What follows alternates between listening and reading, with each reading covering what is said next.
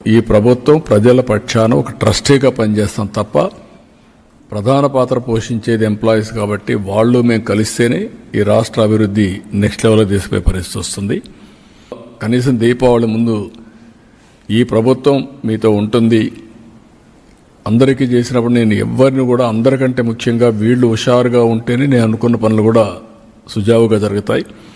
అందుకే పిలిపించి మార్నింగ్ అంతా కూడా మాట్లాడాం. మొన్నటి నుంచే మేము ఎక్సర్సైజ్ చేస్తున్నాం. మా ఫైనాన్స్ అయితే క్లియర్గా చెప్తున్నారు, చేతులు ఎత్తేసే పరిస్థితి వస్తే మీరు చేతులు ఎత్తేసే లాభం లేదు, ఏదైనా కానీ చేయాల్సిందే, అవసరమైతే ఎట్లా అడ్జస్ట్ చేయాలని చేద్దామని చెప్పి గట్టిగా మాట్లాడి మొత్తం అడ్జస్ట్ చేసుకుంటూ వచ్చి కొన్ని నిర్ణయాలు తీసుకున్నాం. ఆ నిర్ణయాల్లో ప్రధానంగా ఒక డిఏ ఇవ్వాలని నిర్ణయం చేశాం. నవంబర్ 1 నుంచి ఇంకొక 10 రోజులు ఉంది. నవంబర్ 1 అకౌంట్లో అడ్జస్ట్ చేసి ఈ ఒక డిఏ ఇస్తాం. ఈ డిఏ నెలవారీగా 160 crores అవుతుంది. అది ఫస్ట్ ఫేజ్, అది క్లియర్ చేస్తాం.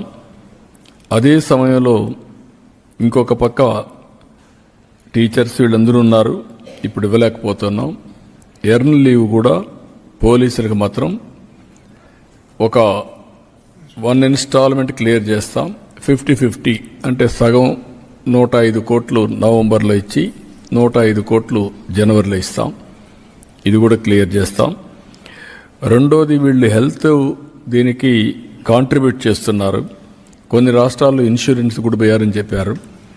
ఒక 60 డేస్లో ఇదే క్యాబినెట్ పనిచేస్తూ 60 డేస్ లోపల సిస్టమ్స్ అన్ని స్ట్రీమ్లైన్ చేసి మెరుగైన విధానం తీసుకొచ్చి ఏ ఎంప్లాయీ కూడా ఇబ్బంది లేకుండా రియల్ టైంలో హెల్త్ బాగాలేనప్పుడు క్లియర్ చేసుకునే విధంగా దానికి కూడా తీసుకొస్తాం.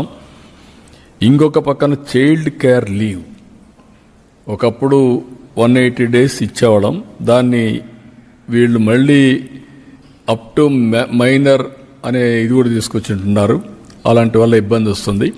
అందుకే ఈరోజు ఆలోచించింది చైల్డ్ కేర్ లీవ్ అనేది